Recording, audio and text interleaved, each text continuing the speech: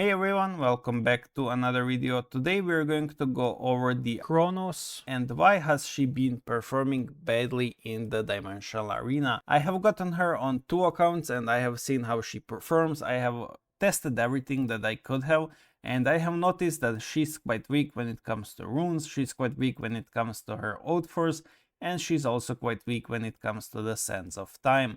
So why is this happening and what are the issues? The issue in the Dimensional Arena is that her banish skill is not 100%. She's 9 stars, not 12 stars. Keep that in mind, that's the main part. So at 9 stars, her banish effect is very likely just 50%. My assumption is the 8 stars is 50%, the 10 stars is 75%, and then 12 stars is 100%. So that's the issue in the Dimensional Arena when it comes to Chronos. She's just simply unreliant. The execute passive is also kind of unnecessary because Valiantors are not in all of the teams, so execute is not relevant there pretty much never. So yeah, that's the issue we did. Yeah, sometimes it can be helpful, but it's not really usable to the extent of the seasonal content. So yeah, the first issue, banish. 50% chance to banish an enemy when it already has counters like Glorians. I have successfully used 3 Glorians in pretty much majority of my teams, or the teams that needed it, like teams without Lucifer, and it did actually work. So the Glorians do counter her. She cannot banish you if you're using 3+ Glorians, and this passive becomes completely useless.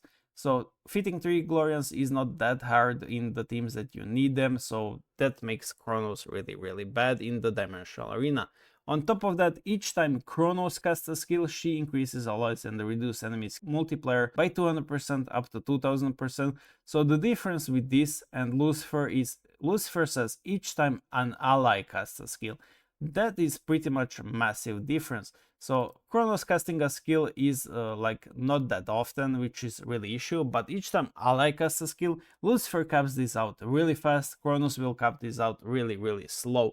So it will be unnoticeable compared to Lucifer unless they change it to be all allies, which I hope they do because it really needs change. I don't think this is healthy for the game because Lucifer is so much stronger than her already, in my opinion, and this not being changed to all allies but being Chronos is too slow to her to actually ramp up and make it a relevant passive compared to the Lucifer when it comes to like PvE. So that is the issue with her oath force. So to recap, banish 2 RNG for the Dimensional Arena and probably for the PvP as well. The players will need to get a 10 stars Chronos to have 75% chance to banish an enemy, so that will be really rough, but 12 stars is the one you want because of the guarantee on the banish. That's just my take on it.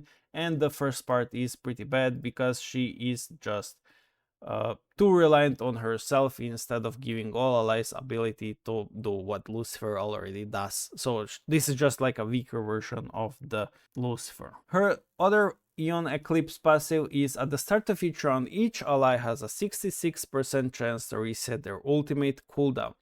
In my opinion, this is slightly worse than what Lucifer already provides, but it can be better assuming you win the RNG, because Lucifer makes you cast ultimate, then goes to active skill, then ultimate, active skill, and this rotates. What Chronos does is she just allows you to have a chance to do ultimate in the first, in the second, in the third, and following rounds. So she can make you ult every single round, but also can make you ult only the casual rounds, which is round 3, 6, 9, etc.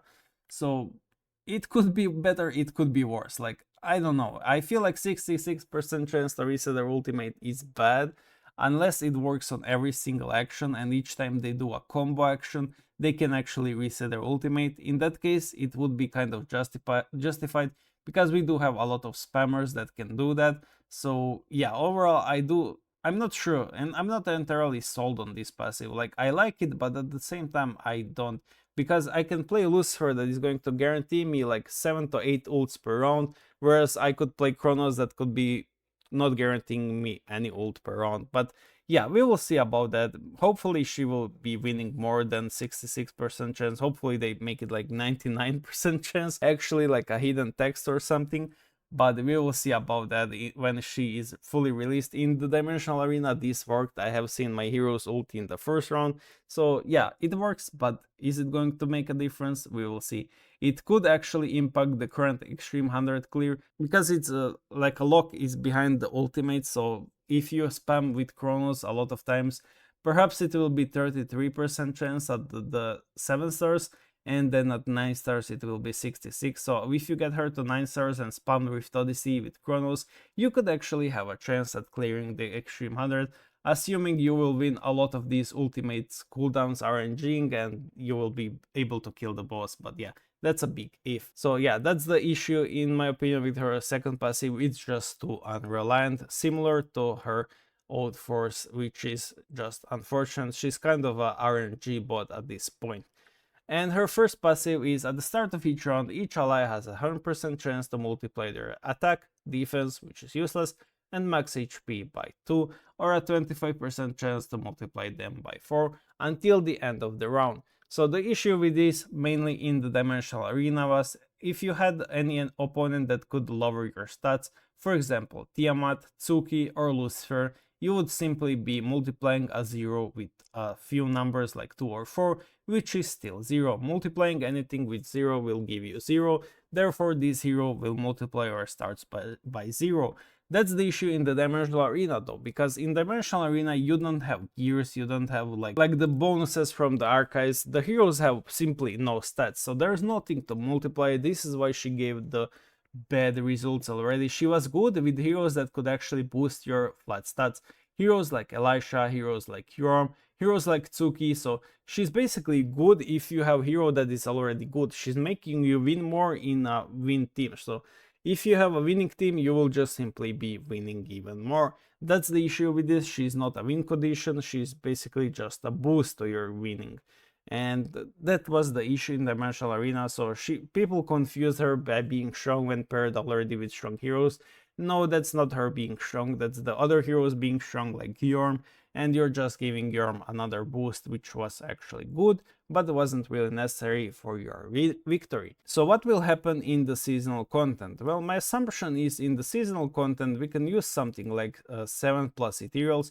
In the 6 teams I don't think the bonus is that good to be multiplied, but looking at the 7, so each ally critical hit increases the max HP by 50%. This stacks a lot, and yeah, you will be multiplying these stats every single round, and I'm not sure how she will do with Lucifer. The devs have said that the Chronos actually goes last in the battle, meaning this will be proccing last every time, which makes me kind of confused because Lucifer is stealing at the start of the round, and if Lucifer steals all of your stats at the beginning of the round, you will just be multiplying nothing.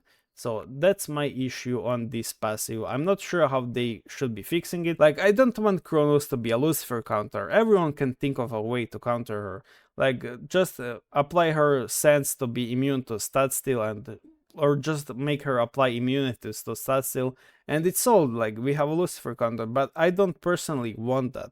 I don't feel like she has to be amazing. I don't feel like she has to be top tier when it comes to PvP, like her against Lucifer, but I want her to be overall more usable. I want her to be like equally balanced to Hela and Victoria and be still a usable hero, but not top tier like Lucifer. Although I do wish she was the top tier, her art is just simply beautiful. So I do really want her to be successful, but I don't want her to be a pure counter to Lucifer, which would make her successful. I want her to be successful because of her skills, not because of the way she counters Lucifer.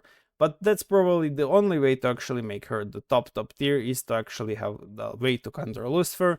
But I'm hoping that devs are playing around the banish effect, so anytime she will banish Lucifer, you will be able to neutralize her and make her not steal your stats, because in the banish she should not be stealing your stats. But yeah, those are the skills of her, the active and passive skill. The ultimate and active skills I'm not gonna go over, they're strong, they're okay, but the fates are all about the passive skills. And yeah, overall that's the issues with her. So it's mostly the issue is Lucifer rather than the Chronos, and her Dimensional Arena performance is fake because she's not 12 stars, she's 9 stars, and she's really highly unreliable. And on top of that, the Dimensional Arena has a lot of weak stats that we can't really abuse. So overall, I'm expecting her to be actually really strong when it comes to 7+ synergies. I'm not sure which synergy will be the best for her.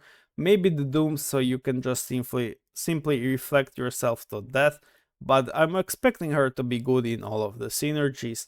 And another last thing I wanted to talk about is her runes. So me personally, I have been a victim of these runes. I believe that she will be giving all allies immunity for the 2 rounds, triggering up to 3 times, so 6 rounds invincibility, but seems to be not the case. So when allied heroes take fatal damage or get executed, they have a 100% chance to gain invincibility for 2 rounds. This effect triggers up to 3 times per battle. So I was kind of confused because it says when allied heroes, so I thought of it was a multiple, but it turns out it's not. I have carefully watched the battles in the Dimensional Arena with her and her runes because she has epic runes, so it actually only works on one single ally. It's not AoE invincibility, it's one single ally invincibility. So for example, let's say you get her epic runes, you will get one ally invincibility for the 2 rounds. That's it, those are her epic runes. So you just paid for 100 bucks to give your one single hero invincibility for 2 rounds. Even if 4 of them fall in the battle, you will be only able to save 1. Once you evolve them, you will be giving that ability to 2 heroes, and once you evolve that to full legendary, because nobody is buying full legendary, it's just insanely expensive, you will be giving it to 3 heroes. So you will be paying 100 bucks and some evolve stones, which can be gotten for free. So let's say 100 bucks for her legendary runes. You are paying for 3 heroes invincibility for the 2 rounds, which is, in my opinion, a bit weaker. I expected it to be AoE, but that would have been crazy because it would give your team pretty much immortality and it would be really insane, and you would simply win the game by banishing heroes or just killing them because you would be untouchable. But then again, I don't feel like this is kind of justified. So all of those people that were scared her runes will make her broken, she will be unstoppable, free-to-play players are ruined, well, you don't have to worry about that anymore. Her runes are pretty mid. Basically, her runes are what this relic does. So let's go over this relic. I have summoned the new one. Where is the Hanya Mask? So Hanya Mask is basically her runes. When an allied hero takes fatal damage, Hanya Mask triggers damage reversal, immune to damage. 100% of the damage taken is converted into healing for 1 round. While active, the hero is also immune to healing ban, blah blah blah. This effect triggers up to 1 times per hero, with maximum of 3 heroes able to be triggered this effect by battle. So this is what her runes are. So you can get 3 heroes immune to damage. Actually, it's just for 2 rounds instead of 1 round like the Hanya Mask. So she's a premium version of the Hanya Mask. Like quite literally, it's the same effect. 3 heroes, 1 time, 2 rounds. That's it. Just 2 rounds instead of 1. So yeah, that's the best way to look at her. I've used this relic a lot. It's a really good relic, don't get me wrong. The issue is it still gets countered by the tree. This relic and her runes are also countered by the tree. So yeah, her runes are not all of that pay to win, as we all kind of, or well, not all, but majority of us expected them to be a pay to win, quite literally. But they're not. Also, don't get her healing runes, the game is lying to you. Get her dodge runes, just look at this. Every 1% increase in Chronos dodge is 1 more attack, it's same here. So 2% dodge equals 2% attack. You can get 40 to 50% dodge in runes. Yeah, just simply get her runes to dodge, don't get them to healing. But yeah, those are the issues with Chronos. Hopefully she has been cleared out now. She's not bugged, she's not unworthy. You have to wait for the official release, official test, and as I said, official test in the 7+ synergies to see how her stat multiplier will actually work. Will it be enough to make you survive Lucifer? Will it be enough to make you unkillable? We have to see. Don't spread around word she's not worth, buff her or something. She's still not out.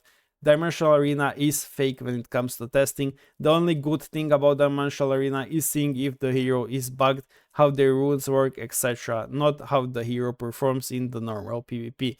But yeah, thank you for watching. Hopefully she will be really strong. I'm hoping she's equal to the Lucifer tier. Not stronger, not weaker, just equal, so we can have even more balanced PvP than right now. PvP is already in a great state in my opinion. Yes, a bit pay to win, but it's if you're at that level, the meta is quite balanced. So yeah, Thank you for watching, see you guys in the next video.